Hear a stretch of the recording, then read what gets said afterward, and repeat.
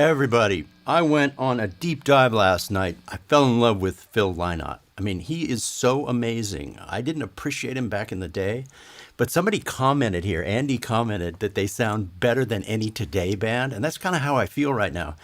He's a storyteller like Bob Dylan or Bruce Springsteen.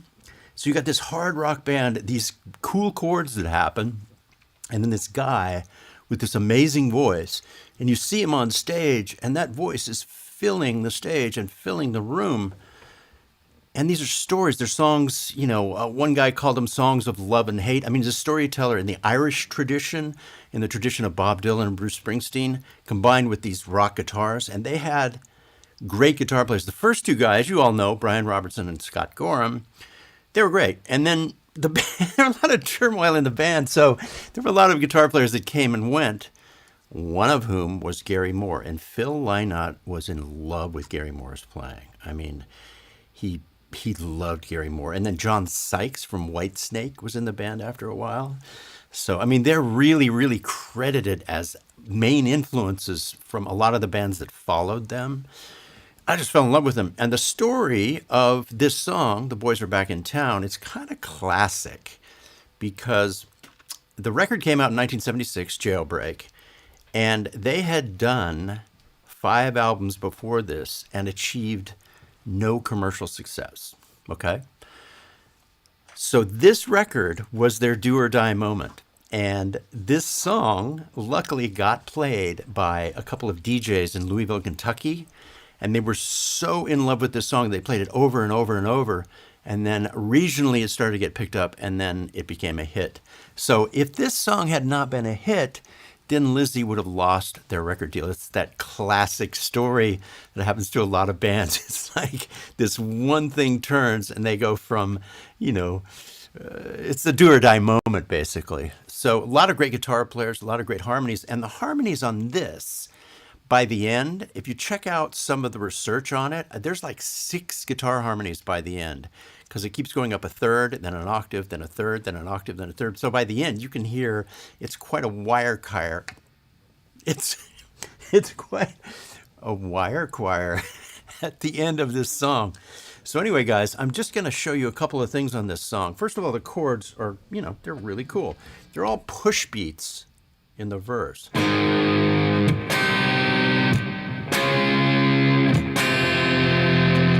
Oh, and one thing about this that's really kind of unusual, I tuned down a half step to do this. But not only is it tuned down a half step, it's like several cents below concert pitch. So I can't use my tuner on this. I had to tune the guitar by ear. So anytime it goes out of tune, pretty good. I actually bent that out of tune with my hand just then, but I had to tune this by ear, so it was pretty unusual. Most songs are in A440. So either they VSO'd the tape machine or somehow in the transfer. Either they did it on purpose or somehow in the transfer it got changed. I'm about to play Jailbreak also, and it's in the same kind of funny, flat, under concert pitch key. So it was both these songs on the record. Anyway, the chords. There's one place where it goes to a borrowed chord, and what that means, it's a chord that's borrowed from another key, and that's the F. And when you're playing over it, and I just did, there was no solo over the verse, but I played a solo over the verse. You have to go to A minor for one chord. And I love that kind of thing. I love where you have a landmine or a surprise where you have to change keys for usually a little longer than that. But I love when something changes keys and you have to make that change. It was really fun to. And it's also dangerous because if you don't do it right, then you can stick out like a sore thumb. One other thing, today the Masterclass is lower priced than ever. It's, we're having a Black Friday sale and we're up to 150 hours. 1,800 videos. There's a brand new beginner's course. If you want to check it out, there's a 14-day free trial. Today is the Black Friday weekend. The link is below. The link is also in the chat. Today is the big Black Friday sale on the Masterclass, 33% off. So check it out if you want. I always talk about how if it's not right for you, you just exit at the end of 2 weeks or before the end of 2 weeks. So I make it really, really easy or we make it really, really easy for you to decide if it's right for you, and there's no obligation whatsoever. Let me move over to Jailbreak because it's super fun also.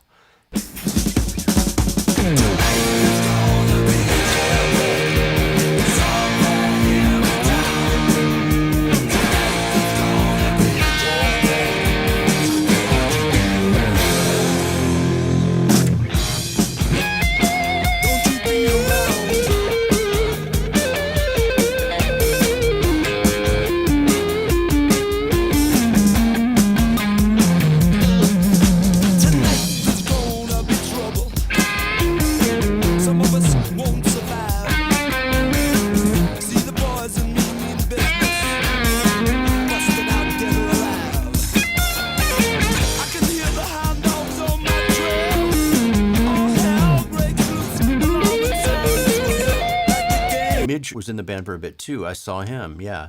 Great story about Midge. He's like, he got called. Check this out. Gary Moore quit in the middle of a tour, and Midge had to learn the songs in one day.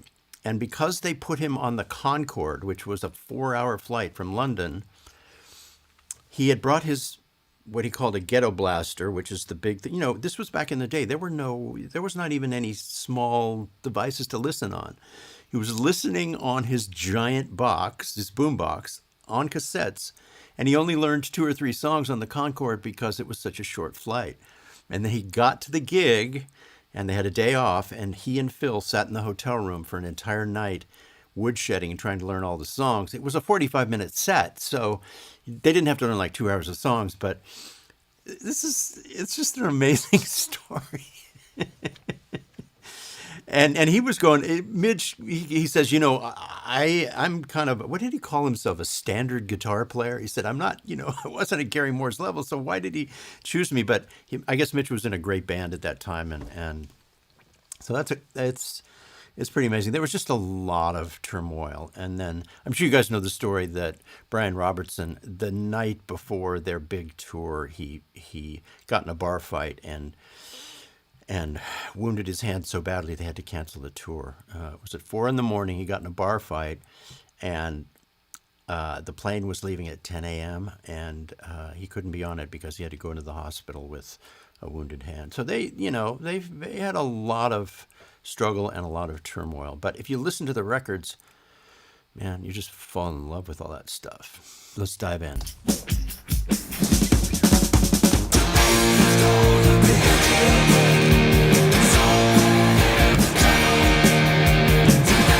Very Pete Townsend.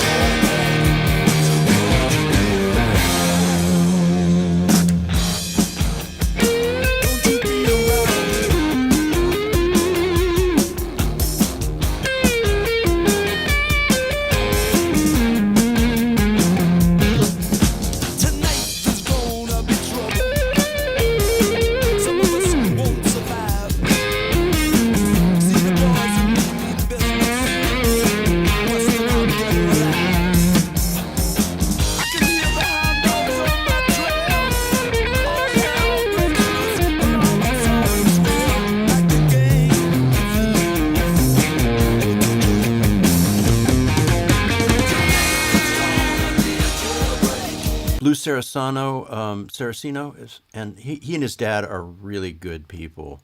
And I've never jammed with Blues, but he's a great guy. He does a lot of film and television stuff. And his dad designed some great pedals. His dad used to come around with these pedals that were amazing that he designed. I think Nigel's going to get one. So cool. Gotta show you that. Yeah. Anyway, so one more pass through Jailbreak. Yeah, here it is. So this is the Fuzzy Boy. This is Blues Saraceno's dad made this pedal, and he made like a half a dozen amazing pedals. This is a great sounding fuzz. I wish I had them all. It would be very collectible at this point, but luckily I have this one, and I was lucky to buy it. His dad came over. I tested them all. I bought a couple of them. Should have bought them all. I think there were like 6 of them. Anyway, let me take another shot at this. It's too much fun. Here we go. Jailbreak. Sale on the Masterclass, 33% off. Black Friday sale this weekend, the lowest it's ever going to be during the year.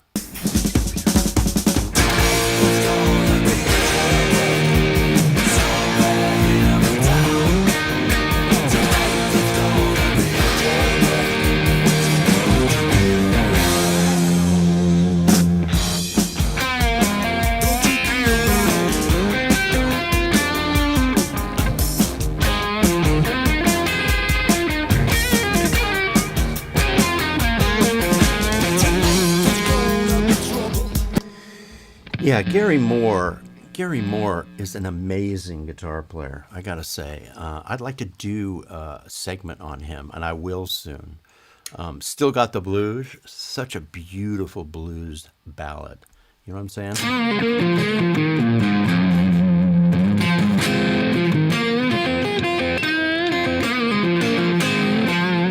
Bill, yes, the ODR Mini is a great pedal. They really got this close to the original, so I'm glad those are around. Somebody mentioned the Rat by Proco. That's a great one too. Absolutely. Rasmus, I'm glad you like the videos and the courses. I really appreciate that. To all you who are in the masterclass, I'm so grateful that you're part of it. It's my life's work at this point. So 6 more days before you get your Nobles ODR1 Mini for your 44th birthday. Congratulations. Wow, that is so cool. Wow. Okay, one more Jailbreak. One more run through on Jailbreak and more questions.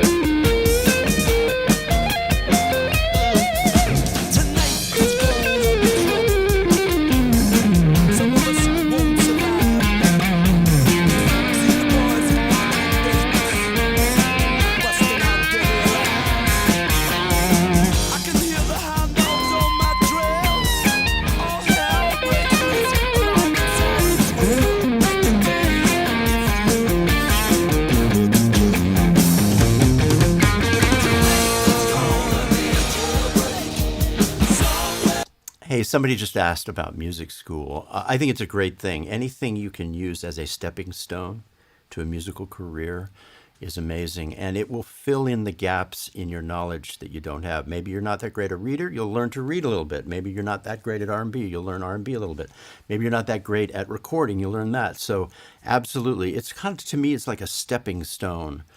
And it'll, for the rest of your life, you'll be grateful you did. And I didn't go to music school. I had a great guitar teacher for 2 years, best in the world, Steve Mays in Albuquerque, New Mexico. And so I'm pretty much self-taught, except for him. And without him, I'd be nothing. He was definitely a miracle in my life. And I went every week for 2 years, and I had the greatest teacher in the world. Once again, Black Friday sale in the Masterclass. Click the link below. If you want to check it out for 14 days, absolutely free. That's a great question, Lamar. So I play a lot of different guitars, and even the scale length difference between a Gibson and a PRS does affect my hands. I've been playing a PRS a lot for the last couple of weeks, and now I'm on the Gibson, and it's a little small, just a hair smaller, and I definitely feel the difference. And then when I go to a Fender scale, I really feel the difference. So absolutely yes. It takes a second. Like if I pick up a Stratocaster right now, it's going to take me a couple of days probably, or even a week if I'm really thinking about it, to get used to that scale length compared to a Gibson. I mean, you can play, but as far as, being comfortable and not thinking about the actual differences, it takes a few days, definitely. Somebody asked what year this is. It's a 2020. Yeah, it's 2 years old. I love new guitars because they just have better frets, better necks, great pickups. All the problems have been solved. Although I did refret this immediately when I got it. I took it right away to be refretted. So, because the frets, I got it. And that's the other thing. When you buy something, and if it's not right for you, just spend the extra money and make it right. And that's how this was. I got it. I liked everything about it. The neck was straight and true, but the frets were a little small. They were the vintage frets. So I took it right away, had it refretted, and now I've got medium jumbos. And this neck is just perfectly flat, perfectly straight. It plays like a dream. As you can see, I take off the cover here because I'm constantly adjusting the truss rod. For me, a guitar can sit for a week and the neck just moves a little and I can feel it. And all I do is take a quarter turn on the truss rod and it goes right back to being totally flat. So, yeah. Here's a question about writing great songs, hiring the best players, and making money releasing them. The money part of it is not so much there right now, but you can still have a great career in music. You just have to go through all. You can still tour with artists. You can do sessions. They still pay. But you kind of have to do a little of everything. Maybe you teach, you play live, you do sessions, you write a jingle. It's really now about being really well rounded. If you sing, you can sing. It's guitar and music and life in music requires a pretty global approach at this point. This is a 1960 reissue, and one of the reasons I like it is the 1960s neck. I mean, it's got the Carmelita, what they call the Carmelita neck, but the 60s reissues always had thin necks, and these days that's what I like too. I like the thinner necks. And once again, this is 7 pounds 15 ounces. So I hunted for 2 months to find a lightweight Les Paul. I wouldn't mind a chambered one. I like chambered guitars, but this happens to be a solid piece of wood that's 7 pounds 15 ounces, and that's why I bought it. Fret wire of choice. This is Jescar. People use Stumac. I think they're kind of pretty much apples and oranges. Well, it's not apples and oranges. Six and one half and one half dozen the other. They're both great. So these happen to be Jescar. It's just what my guy uses. And it's great. Yeah, this is a reissue. 1960 reissue. Gibson, does this Gibson neck feel more comfortable than PRS or Fender? PRS necks feel the best to me. But I am a fan of Les Pauls because of, I just grew up watching my heroes play them. So I do like Les Pauls, but the PRSs play the best. I would say sound the best. They're the best made, the most consistent, best company, best guitars. I mean, you can buy a PRS sight unseen, and it's going to be amazing. Hello from Memphis. Oh, sale on the Masterclass. I got to say it one more time. There is a Black Friday sale on the Masterclass, 33% off, lowest price of the year, 14-day free trial, 150 hours, 1,800 videos, and a 100 video beginner's course. So my refret guy Monk is asking, 5 minutes. You live 5 minutes from Norm's. You take your stuff there. That's great. I forget the gentleman's name at Norm's, but he is great. I take this to Norick Renson in Studio City for refrets. But there's lots of great people out there.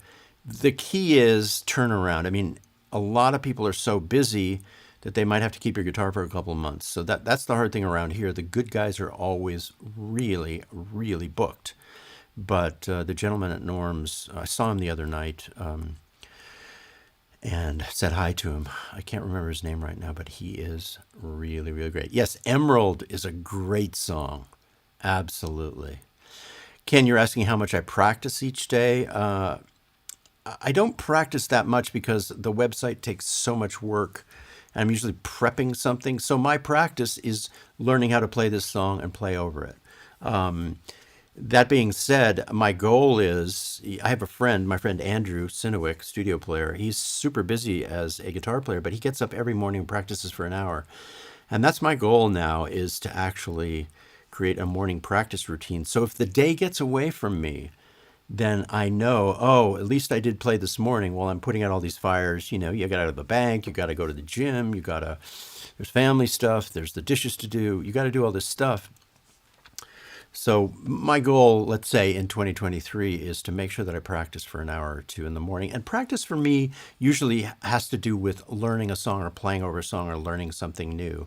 So yeah, it's a goal of mine. If you're working all the time, sometimes the work becomes the practice, and that's kind of my situation. What is that blue pedal behind? Glad you brought that up. That's the Vidami pedal. This is what I use to learn songs. I'm going to be showing this pedal a lot because it's a great company, and they need you need this pedal, and they need to sell more of these because it's just a little company that's making these, and it's amazing. Bluetooth, use it with Chrome, and it works every time. Put up a YouTube video, press loop, and it loops a section of the video, and then you can control the speed and everything. You do all that with your feet. There are people who use this for cooking. You take it out to the barbecue, and you can do YouTube videos of cooking. This is how I learn songs on YouTube, and I'm gonna keep saying good things about this because they're great, and this is great. It's the Vidami Blue pedal. Yeah, Andy Wood talks about this a lot. He's got a featured. His live stream is featured by these guys, and definitely highly recommended. Definitely. They don't even know I'm talking about it either. I'm just doing it because I think it's great. Anyway, guys, this has been really, really cool. Thanks so much for showing up. Wow. We'll see you on the next one. Do yourself a favor and start listening to some old Thin Lizzy. Rest in peace, Mr. Phil Lynott. You are one of the very, very best, and you left us too early.